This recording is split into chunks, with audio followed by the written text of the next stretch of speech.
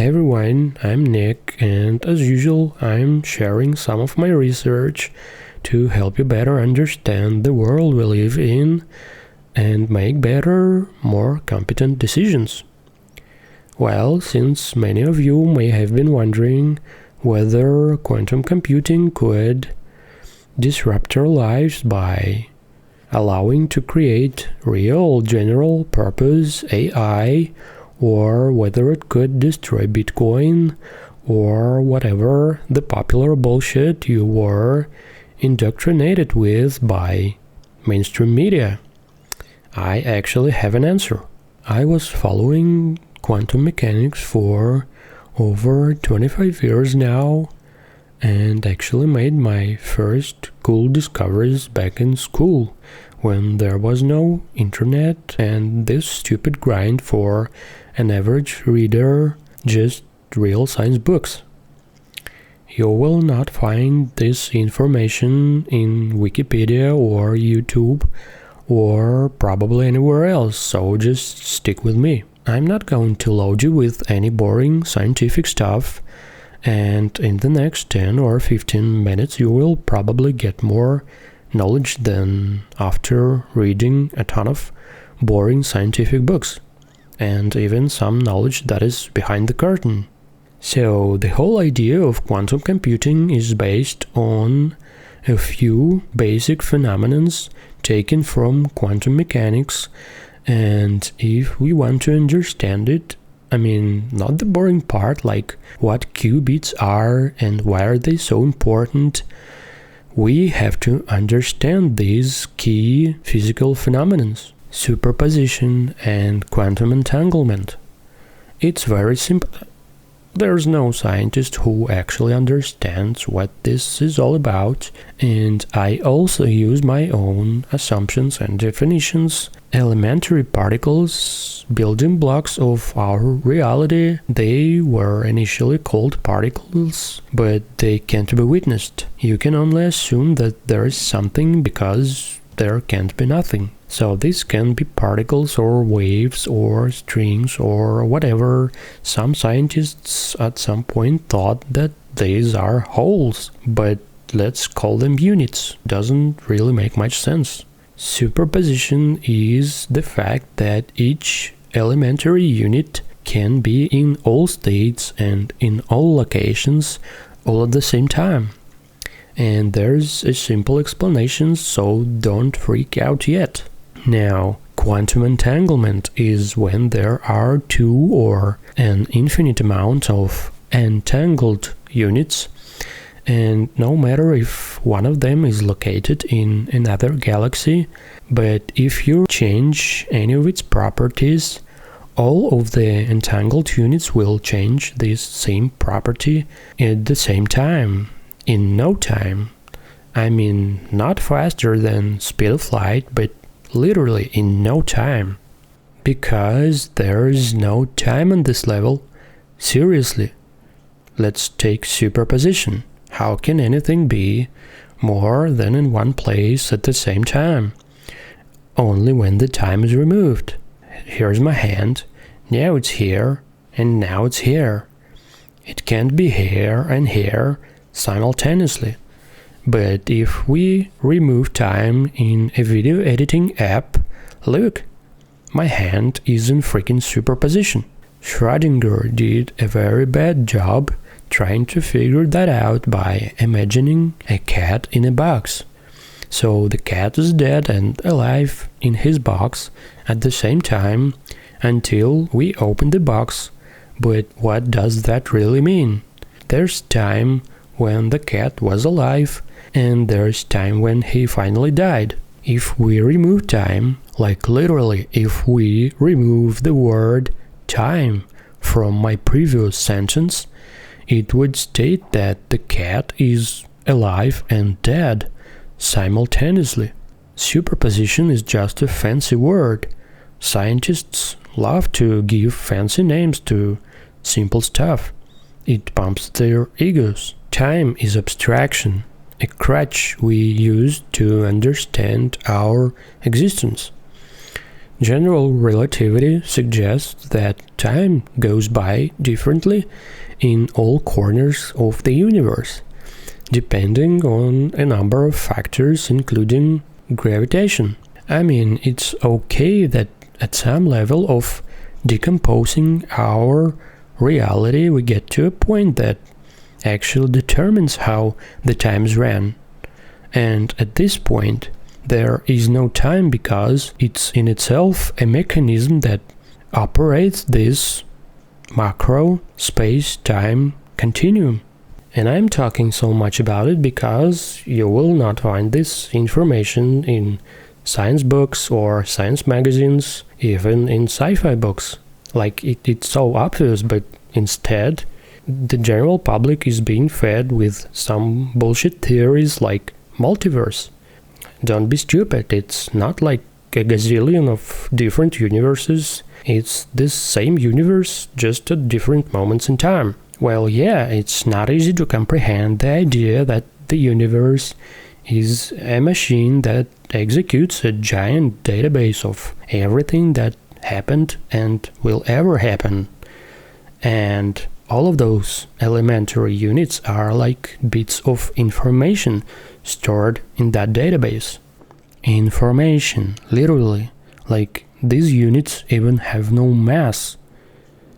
This video you're watching, it has no mass, but it carries information. Maybe they are afraid to tolerate the fact that there is no free will and everything is super deterministic, but hey, it's rather stupid to think that you're free to decide anything. You're not watching this video because of your free will. There was a ton of events and conditions that led you to it, and you couldn't end up not watching it. If you can track one's life entirely, you can predict what they will do in any situation. You can predict everything. It's just a matter of how closely you study them and their environment. Nothing is random. Nothing. There's always a clear chain of events, including DNA mutations, that form our habits and knowledge. We're all pre-programmed, but at the same time, it is a good mindset to understand that we exist forever, stored in that universal memory, can't get wiped, and if humanity or any other race or maybe AI end up creating a machine that is capable of reading that memory, they will not only be able to observe their future, but also they will be able to learn everything about every one of us. And now we are fully prepared to understand the idea of a quantum computer. Essentially, it's that same machine that is capable of reading this universal memory. But instead of, discovering the future and history of mankind, searching for life outside the solar system, they want to calculate shit with it. They sell the idea of having access to the mother of all databases just to make calculations on top of it. I'm not saying it's silly.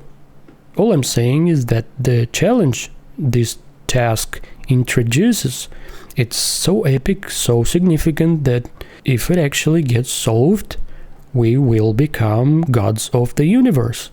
If we don't destroy ourselves in the process, it's not even possible to talk about implications right now. And I'm not saying it's entirely impossible to read information from a timeless store with a device attached to our certain time-stamped macro reality. By the way, there's another fancy term called wave function collapse. But as humanity advances, new tricks get discovered randomly. Just like some random guy discovered penicillin and some random guy discovered microwaves, another random guy may actually randomly discover a backdoor to the machine that runs our reality as we perceive it. Or may not. Maybe I'm being too optimistic because the task is really another level. Anyway, does it mean quantum computing is scam in itself? Probably not. The problem is it's used to cover all sorts of scams these days by people who don't even understand what it's all about. There's a whole industry that monetizes it, from universities to small and large corporations who sell all sorts of fake research, fake hardware, and fake services. Corporations buy this vapor hardware and fake services to get good press and pump their stocks, and of course get nice kickbacks to key decision makers. That's what B2B is all about. Governments spend billions in funding for all sorts of vapor research, scientific buzzword marketing trash, and get scammed. Researchers and fundraisers will never tell you how incredibly fantastic the task is. They will never tell you that it's, in fact, building a variation of a time machine. They will never tell you that, because they need your money. They will make it look like they're almost there, all that's needed is a final push. And yeah, baby, you're leading the computational revolution. They do all sorts of PR stunts professionally, claiming that they have working chips, dozens of qubits, just a bit of polishing is required. In fact, they have nothing reliable, can't even call baby steps, and the worst part is you can't even verify.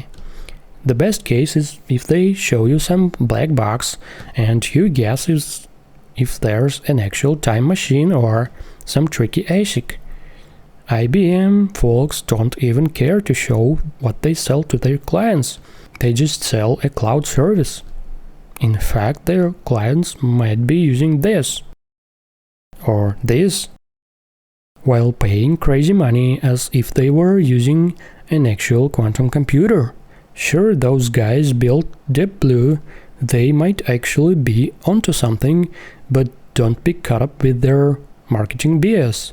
There's so little knowledge right now, we still haven't figured out what dark matter is, yet they commercialize on the idea of hacking into the machine running our reality. They are freaking scammers. All the stuff you read about, hear about, in the area of commercial quantum computing, including Google D-Wave, is total scam, with big boy executives laundering and putting huge money into their pockets by signing expensive contracts. They scam their customers, they scam their stockholders, and they scam their tax authorities. This is a giant industry with big money involved, so big, much bigger than any other scam department. But anyway, you may be wondering how safe your blockchain-based investments are, if there's a chance that one day your private keys get cracked and you lose all your assets. Well, there's always a chance that you lose all your crypto-related assets, but it's way more likely that your network gets 51% attacked by some random garage engineering achievement, or your private keys get stolen if someone or some entity actually gets access to a machine that implements real quantum computing. They would also get access to all the data in the universe. Why would they need your stupid private keys if they have access to everything, including all the information since the Big Bang till the end of times? They will become the mightiest humans ever existed. Your private keys would mean nothing to them, so relax. And if you couldn't accept anything that I said in this video, just watch it again and again until you're fully unlocked. And I will keep you updated with the most interesting crypto-related stuff that I'm up to.